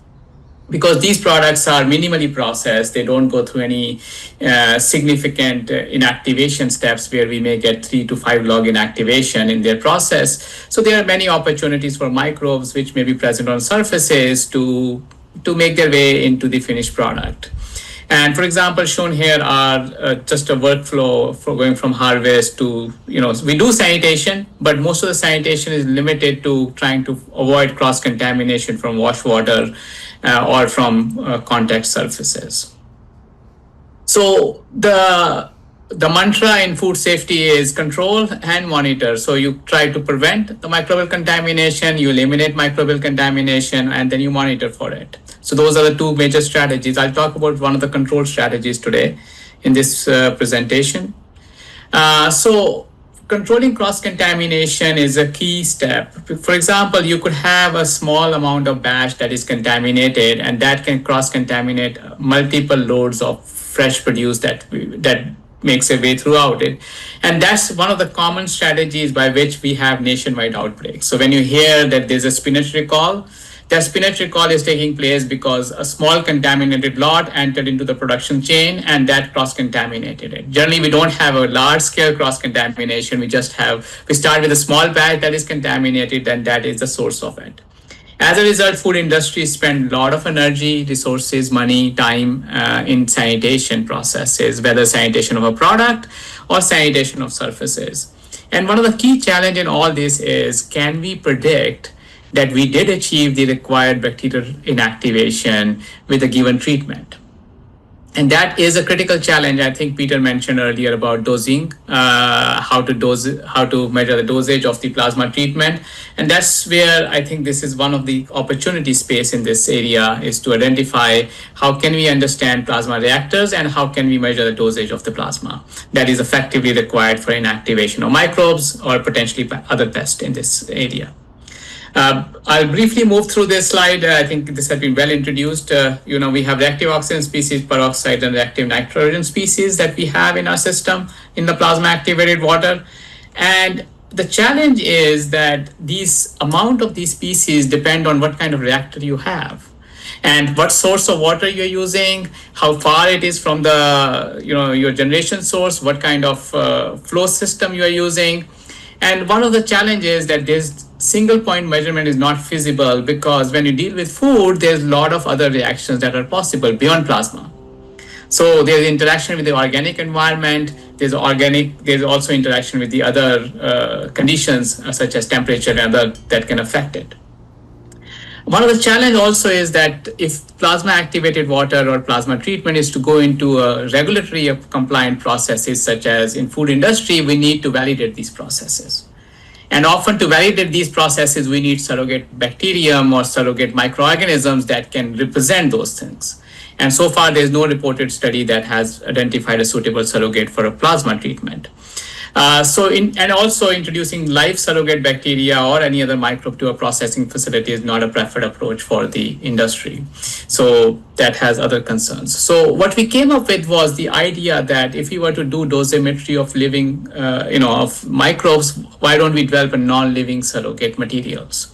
So you can imagine a cell, a mimicking structure that contains DNA, antioxidants, some structured materials like viruses, bacteriophages in this case, which are immobilized on a sticker or on a product. We acquire the signatures of how these molecules react to plasma. And based on that, we develop machine learning models that help us predict whether the process is adequate for inactivation of a microbe in this case, or could be for enhancing plant growth. Doesn't have to be only inactivation of a microbe in this case. So we're measuring directly the biological response of these entities, and these can be range of entities like DNA, membranes, and small molecules and enzymes. And I'll talk about DNA more in this presentation today. So we are using DNA as a surrogate. We believe that one of the mechanisms plasma works on inactivating microbes is through oxidative damage to its biomolecules, such as DNA. And these reactive oxygen species cause this damage. We measure this damage through a spectroscopic method that we have developed, and we correlate that using machine learning to predict the dosimetry of the plasma in this case. So just in a nutshell, the process looks like we take either the direct plasma or plasma activated water, which is used to treat biofilms on the surfaces, and it inactivates the biofilm. Similarly, it reacts with our sensor, which provides us the response on the DNA damage. And from the data of the microbial inactivation as well as chemical characterization, we develop a machine learning model that helps us predict what the response is and can we predict the dosage of the plasma or its activity. So I'll share a few results in the interest of time. So here we have shown that using plasma activated water response using our sensor, we can actually do the dosimetry. So we can tell you if the plasma activated water was exposed for, let's say, 2 minutes, 5 minutes, 10 minutes, and 20 minutes time period to collect that plasma activated water, which affects the reactive species. So we can do the dosimetry of the plasma activated water levels, as various studies have shown that different exposure level affects the species level as well as their biological activity. So our sensors could predict that. We could also predict the response of the bacteria in solutions. And we can characterize them into 3 classes. Class 0, which is just a control. Class 2 is plasma activated water for 2 minutes, and class 2 is plasma activated water for 5 or 10 minutes. So again, our response analysis indicate based on the sensor prediction that we can predict whether we're going to get 1 log, 5 log, or 2 log inactivation in this process. And we have extended this concept to biofilms. Biofilms are more complex because they are the microbes that are attached to the surface. They are making extracellular matrix, which protects them and hence are more resistant to plasma. So again, we are able to show that whether we are able to achieve 2 log or 4 log or 5 log inactivation using the plasma activated water and predict that response reliably using our sensing approach. So in summary, what we are highlighting here is an approach to understand the dosimetry of plasma and how it can scale into sensing measurements that can be used in food and agriculture systems for validating and verification of what doses we are delivering, especially given that these species are changing as a function of time. With that, I'll end here and we'll be happy to discuss online or offline. Thank you. Thank you very much, Nitin. Great. So we are now going to introduce Dr. Cody Wild, who's an AgTech veteran working on scaling companies And he's the VP of product at Clean Crop Technologies, where he interfaces with customers to understand their pain points and build products and services to address them. So, Cody, please share your presentation with us. We're glad you're here today. All right. Well, I'm glad you guys invited me. Thank you for the opportunity to speak with this great group today. I'm a bit of a weirdo. We're not talking water today. In fact, we're talking dry processing of agricultural products. So hopefully you guys don't pick up torches and come after me after this call, but hopefully you guys can learn a little bit more of a slightly adjacent approach of how we think about plasma in agriculture. So as the introduction talked about, I work at Clean Crop Technologies, where we use electricity to make seeds cleaner and have better germination. So quite simply, and also speaking to this group, it's a little bit easier to have this conversation about what I'm talking about, not putting blood on seeds, but plasma. So what is plasma? So we simply take air and expose it to a high voltage reactor. So this puts a lot of energy into the air, as we all know, creates a lot of the ionized gases, which a lot of the talks have wonderfully illustrated all the chemistries that you're able to achieve with that. And then we have it interact directly with seed. And so what we've been able to demonstrate with our equipment to date is we're able to remove up to 99% of molds and bacteria that can be found on the surfaces of seeds. So a very useful broad spectrum application that can attack many different types of biological pathogens that we're interested in. We've also been able to demonstrate 5%, up to 5%, sometimes 10% improvement in germination rates. So the amount of seeds that become viable post-treatment, as well as translate that to in-field production, looking at usable transplants. So many crops in the vegetable seed space don't get directly seeded into the field. They go through a stage where they get transplanted in a greenhouse. And we're able to increase the number of plants, that go from that seeding process. So one of the big competitive advantages that our technology is able to offer is that we are compliant as an organic seed treatment. So a lot of the technologies today that we leverage to decontaminate and enhance tools are not available for the organic market. And so this is a way where we're able to address an emerging need in the agricultural space for those who have less tools available to them. And so again, this hopefully isn't pejorative, but our process is dry. And that is actually a very big competitive advantage versus incumbent technologies. So for decontamination, the most commonly used tool to decontaminate seeds is hot water, and it works pretty effectively. It's very difficult to compete with something that's just, again, simply water, as all you guys are working on. But the problem with water and making seeds wet is that then they want to germinate, and you really decrease the long-term shelf life of those seeds. So it's a really big headache for managing logistically. And what's even worse for most of the companies that do any type of aqueous-based treatments is that the drying process is very manual and labor-intensive. To dry these seeds, you need to stick them in very large dryers, which are batch processes. So then you need operators that walk in, take the seed, take it out. I've been in seed production facilities, 100,000 square foot, 10% of it is dedicated to the drying systems to dry seeds. So there's also huge implications from like heating and energy that are required to operate the status quo, leveraging current aqueous-based techniques. And that's also why we build our process to be automated. So I'll be able to show a video of what our technology looks like, but you simply load seed in, it moves through the reactor, and then you collect seed at the end. Because we're designing this from the ground up, that automation hopefully removes and should remove a lot of the labor required to do the traditional aqueous-based processing today.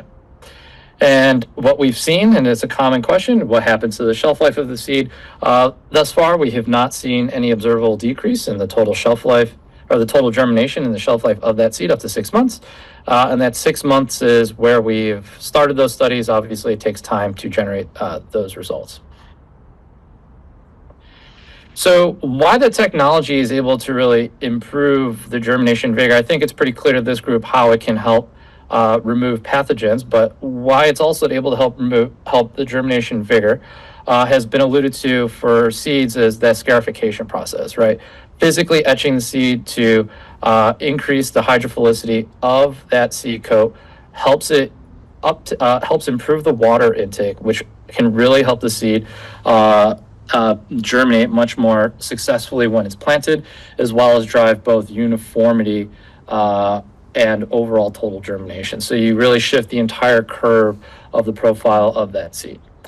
The second thing that it's able to do is, because the process is so oxidative, you can start to alter the phytohormones like the ABA to gibberellic acid ratios to effectively prime the seed to want to germinate, to help give it more abiotic stress resistance, right? So you're able to effectively change the metabolics of what's going on within that seed to make it in a state that's much better for germination. Another aspect, which is not ubiquitous to all seed types, but seed coats that are very notoriously thick, like cucurbits and like watermelons, oftentimes it's very difficult for the radicle to emerge from the seed, the first part that starts its journey onto becoming a plant. Difficulty actually penetrating the seed coat. So by weakening the seed coat through the technology, we're able to boost the germination. And the fourth way is how we're also able to leverage when we make claims about decontaminating seeds, is that by removing pathogens from the seed surface, they no longer attack the radicle and retard the growth of that seedling or lead on to abnormal development. So any given seed type, it's some sort of various mix of those four pathways. Maybe one or two or three don't even contribute in any given seed type. But again, broadly, what we're able to do is leverage the reactive gas species to really tune and help that seed become a more better, vigorous plant. So we've done a lot of R&D work. Again, this is looking just at the broad spectrumness. That's all I really want you to take away from this slide. Looking at different funguses and bacterial pathogens, you can see pretty significant reductions across the board. So up top on the right, looking at 4 very common fungal pathogens and untreated in the gray, post-treatment on the right, you see significant drop-off. Looking at just plate counts and disease index scores of those different growths. And one thing I want to highlight on this slide, after following a food safety talk, a lot of our commercial interest has been in the sprouts industry. So seeds that go on to become sprouts effectively just get put into a large vat, slowly germinate into a little plantlet, and then everybody consumes it, which is a great incubator for various foodborne and human pathogens.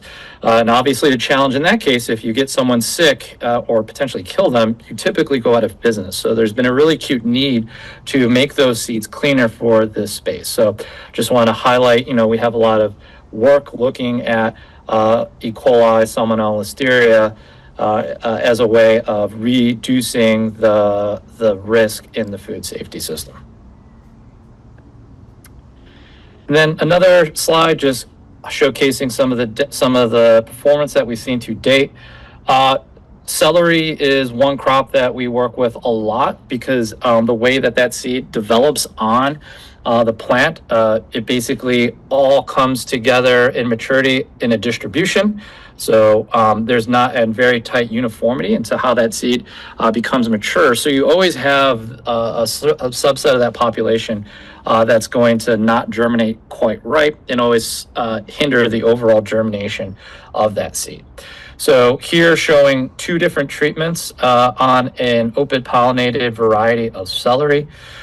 You can see the untreated on the left. So in the gray bars first count, so that for those who are not plant physiologists, that is the first time you count the seed to look at the germination to help you give a sense of the rate at which it is becoming a plant.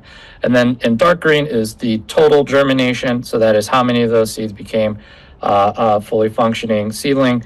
And then there's abnormal development and then dead seed. So what you can see from our treatment, both of the treatments were able to shift by approximately 10% increase in the first count, suggesting potential opportunities to improve the vigor and hardiness of that seed, as well as then translating that into an increase of 10% total normal germination between the treated and untreated groups.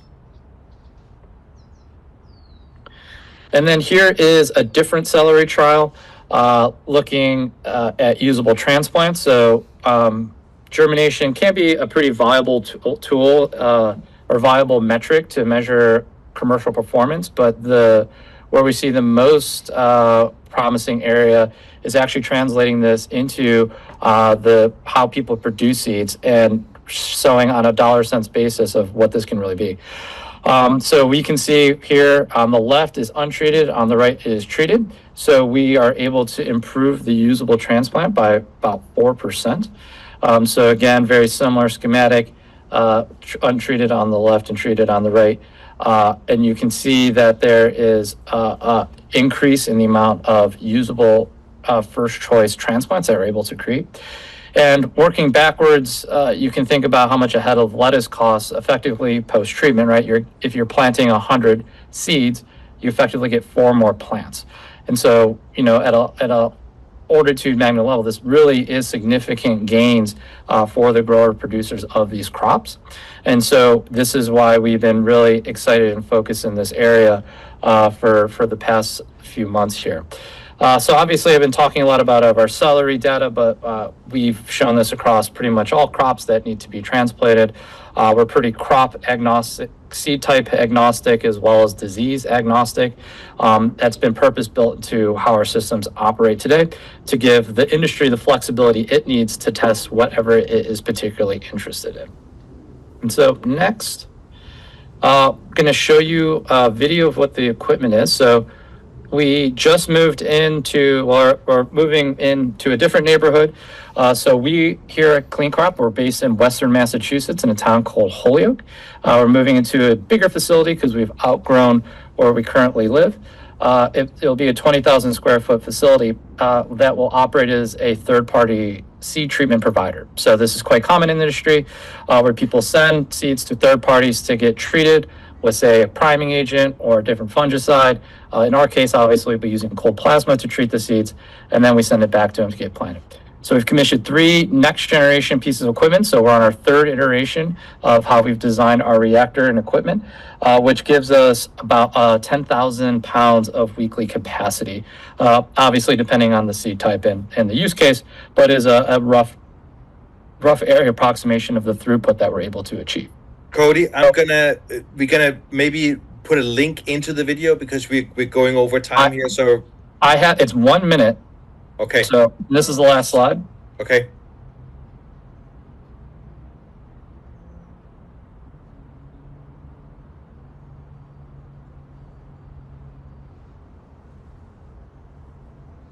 So here you get seed, get loading into the system. This is alfalfa seed. Gets brought into the hopper. HMI. And I just want to tag along on this and talk. So you called it dry treatment. We also refer to it as direct seed treatment instead of.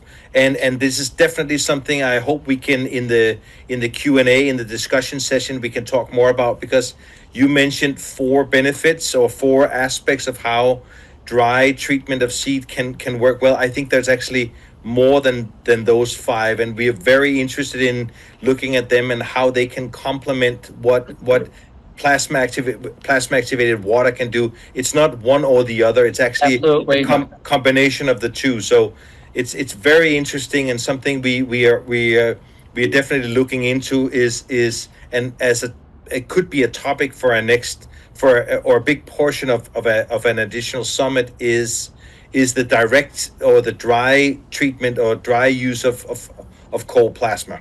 Yeah. And yeah, that's a really great point. And that was pretty much what I was going to close with. These technologies are not mutually exclusive whatsoever.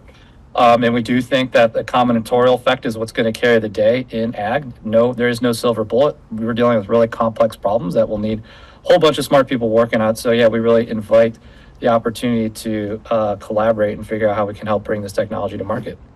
Great. Thank you so much, Cody. So Dr. Erico Matos is the R&D program manager of Soli, so organic, where he constantly searches for opportunities to incorporate technologies into organic greenhouse herb production.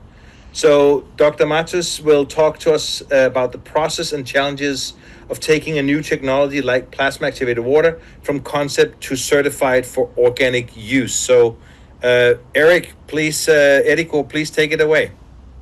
Thank you, Christian. Thanks everyone for sticking all the way to the last presentation. Anish, you have so many questions for everybody because if I ask and make comments, it would be another 20 minutes just comment on all the cool things we saw so far.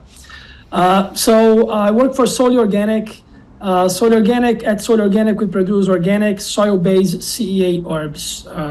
Pretty much anywhere in the United States, you might find those type of crops to sell at your produce section. Those are the fresh cut herbs, comes in different sizes and packages. And we have what we call LOH, which is living organic herbs. The main crops that we grow at the company is basil, thyme, cilantro, parsley, dill, rosemary, and mint. And the reason I'm naming them is we saw so far that the treatment can provide different effects to different crops. So in our case here, we'll be looking for benefits into the organic herb market. We have two very large CA facilities in the United States, which we believe are the largest ones, one in Anderson, South Carolina, one in San Antonio, Texas. And each of those facilities, they can hold 1.2 million plants in nursery, 1.3 million plants in multi-layer. That's what you see here on the picture where the crops go to finish the crop production. We produce an average of 25 to 35 pounds, 35,000 pounds per week. And we use around 8,000 pounds of growing media per day, seeding 85,000 plugs per day. The reason I'm saying these numbers is that when we look into new technologies like plasma, we always have in our minds and in the back of our knowledge here that to apply anything else beyond proving that it works, implementation is a big step when you have large numbers. So going straight to the point here for this presentation, all this production that we have at Solely Organic, it's organic. So we run an organic fertilizer program, and the base for our nutrients comes from nitrification. So we have a source of nitrogen, is normally a concentrated ammoniacal source. This is fed into biofilters or bioreactors with water. There's other components there. But within those biofilters, nitrification process takes place. So the bacteria, nitrifying bacteria, will convert ammonia to nitrate and then nitrate to nitrate. And this is really important because the balance of this conversion really matters for the crop. You have to cook your nutrients, that's how we call within the company, to achieve the correct amounts of nitrate at the end, which is readily available for the crops. But being organic and everything is alive, everything changes. You have to control your pH, your EC. You know you don't have a vast amount of tools and inputs when you're organic. Temperature outside changes all the time. Even the quality of the water that comes from the street or for the wells can change. So it's a very important balance for us. And that's when the plasma activated water generating nitrogen could be very interesting for companies like ours.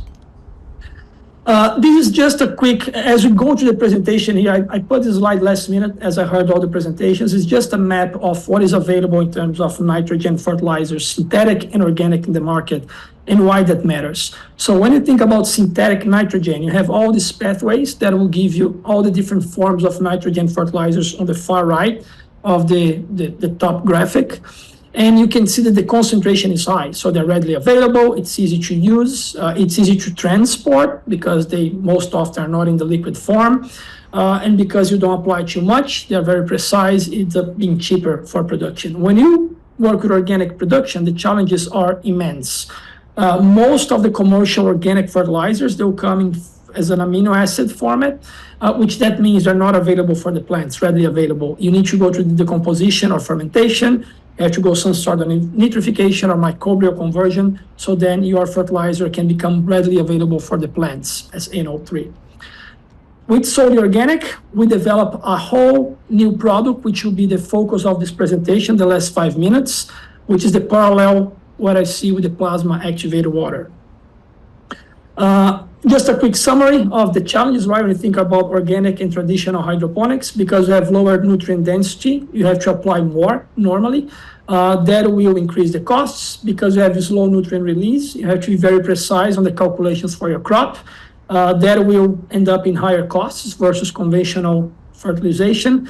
And then the pH and EC down the bottom of the screen is just a note on it is hard to control them when you have limited sources of acids, bases, and anything else you can use to control those factors during the nutrient composition.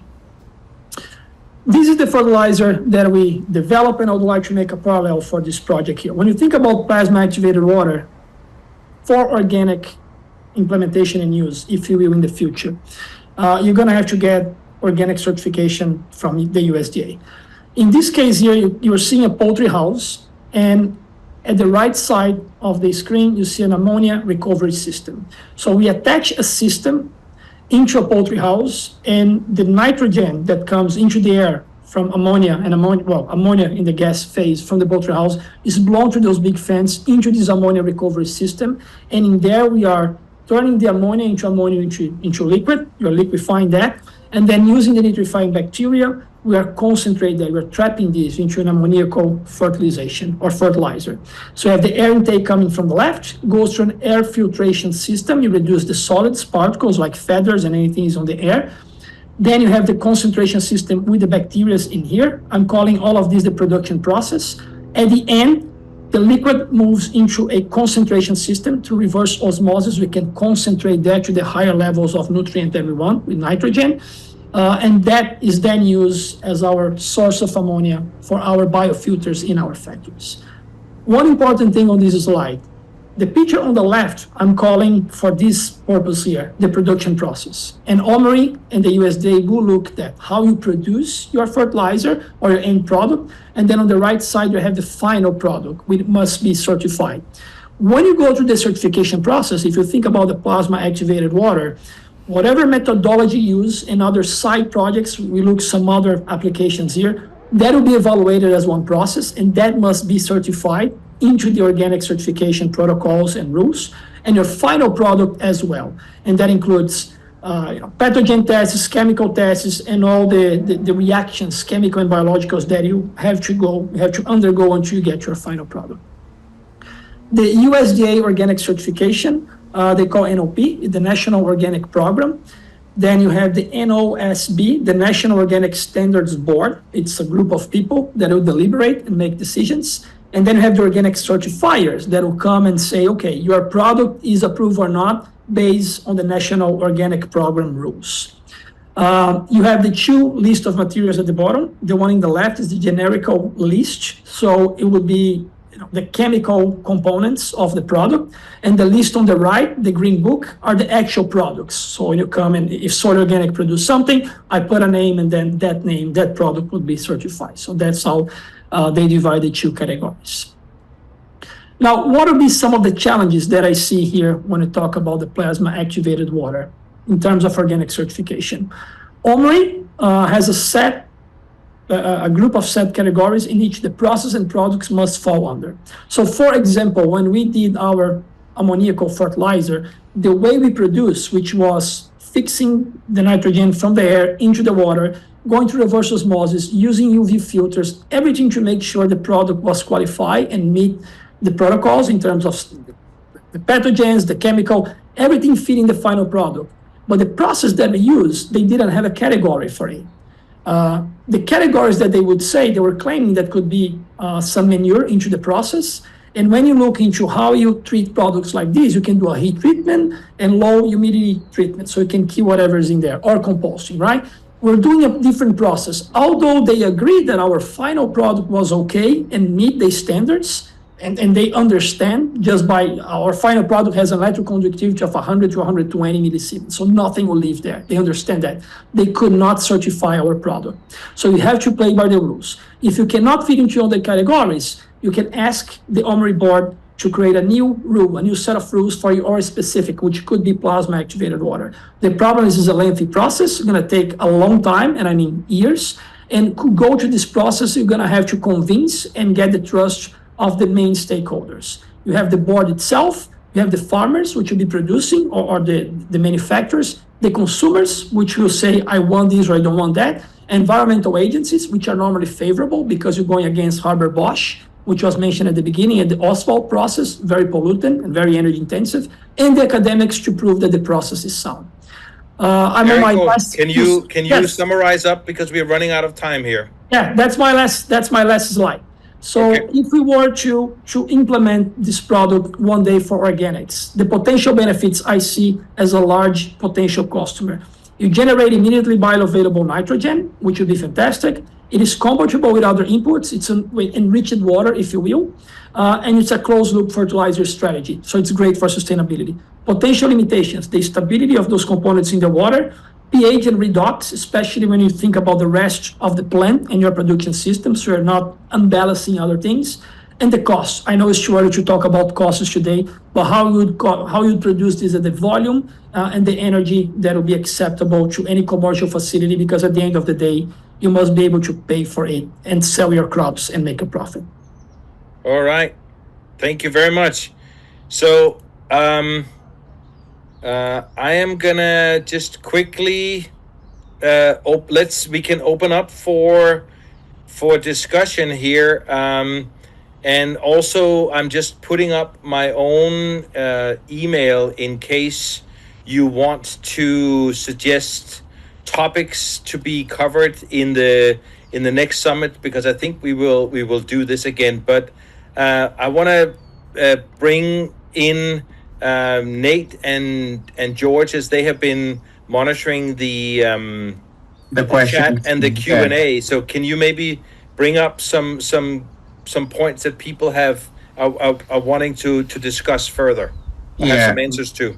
Yeah, there is actually a question here about whether there is any work underway looking at the impact of plasma activated water on gut microbiome for treated water that is ingested. I will take a swipe at that. Not that I'm aware of. We're still worried about the toxicity of plasma activated water. It's been brought up in this meeting. We are producing all these reactive species, and high levels of nitrite, ozone, and these oxidant species can actually be toxic. So we would have to get to a point where we can be certain that we are producing PAW with very low and safe levels of these before we can recommend any injection. But for now, do not drink PAW. That's what I'll say. Yes, and I'd like to add to that real fast. I love this question because everyone asks, like, first thing, can we drink this water, right? Currently, as George said, we don't know the safety of PAW regarding carcinogenic effects on human cells. We do know it's expected to break down biological membranes regardless of the organism. So biomedical studies are being performed with mice right now. Similar to our group, they use like distilled water as a control, but in mice, there were some significant differences in bacterial counts in their gut microbiome. I can't remember exact species. However, I do remember the key takeaway that they had in this study was that some of these mice were seeing some organ failure, like liver and kidney. So it's definitely one of those things, be cautious. Mm-hmm. Then there's another question here to Clean Crop Technologies. What is the reduction of these diseases when hot water is used? Yeah, it's a difficult question because it depends. But in general, I'd say that often, most cases, we're on par with a lot of hot water treatment. I'd say that there are some where hot water is better, and then there might be a few others where we're a better technology. What I'd say is ultimately, though, regardless of how good we can perform, basically, there's a lot of people interested just because the process is dry, right? So people might want to sacrifice the perfect performance if something is cheaper to use, because you can figure out those inefficiencies elsewhere within their businesses.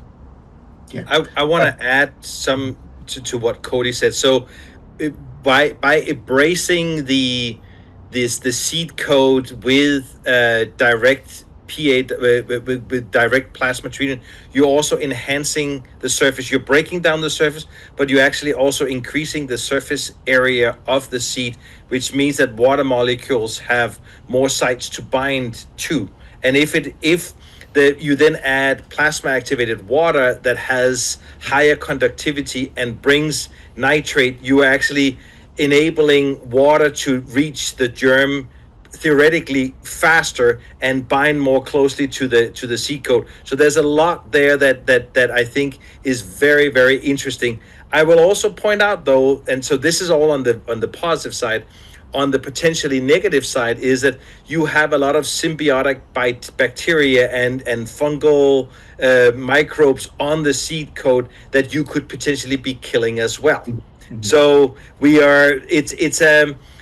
there's a lot of room to play here. It's kind of like a hammer. You can you can kill a person with a hammer. So that doesn't mean that a hammer is always a good thing. It normally is, but there's a lot to play with here, where we have a technology that has a lot of tweaks to be made, and certainly, as you have seen, cold plasma, plasma activated water is not one thing. It depends on how you treat it afterwards, how long you treat it for, and with what system and whatnot. So lots of things that we need to optimize, lots of room for optimization.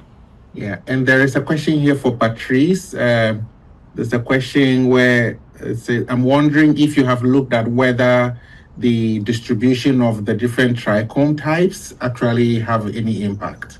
Yeah, very good question. So, as we know that we have 4 type of glandular trichomes. We have type 1, type 6, and we also have type 7. So what happened? So what do we have used to count those trichomes cannot allow us to differentiate the type of trichomes, but I think in the future it will be great that we use something more advanced to separate those type of trichomes. Yes. And I just want to add, there are certain crops, like, and I'm thinking, of course, cannabis being one of them, where trichomes is a key objective, is to create a crop with a lot of trichomes on it. So going on what Patrice was saying, it could be not only for pest management but also for yield purposes. There might be essential oil producing crops or whatnot where trichome density is very important. So this is definitely something that needs to be looked into as a potential benefit of supplementary PAW irrigation. There is another question for you, Patrice. Yeah. How does PAW work, or alter hormonal crosstalk, since we saw there is an insect repellency or non-preference? Is there any chemical cues to that? Okay, so we have one of our visitors from China, Ning. He's working right now to understand how tomato plant treated with plasma through water can have those chemical cues, and so we will soon give you guys this response. Yeah. I would say there's a lot at the molecular level. We are not doing a lot of, we're not doing anything in my lab, but there's a lot of room here. So it's an excellent question. There's definitely a lot of work that needs to be done. I think what Patrice demonstrated by doing these very, very careful life table studies of spider mites, understanding that it profoundly changed the sex ratio, and that the immatures are more susceptible. That is incredibly important information for us. What Patrice is also already looking into is how this might affect the downstream effect of predatory mites. If we want to add, if we can grow the population, the pest population of spider mites, if it grows in a lower gear, can it then optimize the use of predatory mites, or is there also a negative impact on predatory mites? So lots of questions here that are being that need to be studied both at the plant level but also at the pest population and the trophic levels that include natural enemies, recruitment of natural enemies, signaling compounds. There are so many aspects in the pest management world that we need to look into. And then there is a comment by Karen, says, I'm hoping to do research on human tissue, which is one of the extensive human biobanks collection at NanoCT. A NanoCT machine and all the facilities needed can help us do that. That's really interesting. There is also a comment from Tom. Is anyone working on aquaculture? So maybe that is something we have to also start looking at. And then Patrice, one more. Okay. STM images, in Patrice's, STM images, whether on Are there SCA images whether any changes were observed in stomatal guard cells apart from the trichomes? So, very good question. So we only assess a trichome for now, but we can look at this site to see how plant treated with plasma water affect the gut cell or the stomach gut cell. So, and it is a new area for me, and we are trying to figure out a lot of things. And so, in the future, definitely we will bring this answer to that question. Yeah. I mean, and it goes. I mean, this is exactly why we're doing this. Is we are reaching out. So please, those of you who have interest and expertise to contribute with, please let us send me an email. I can, as the lead of this, I can definitely coordinate this. We are also extremely interested in learning more about the seed histology. So what happens to some of Cody's seeds that have been direct treated? What do they look like? What can we do histology? Can we do molecular work on the seed? There are so many aspects, so many avenues, so many dimensions to this work where the plasma treatment can be the driver, or be the denominator. But we can look at this from so many aspects, and we are very interested in collaborating with people in all these areas.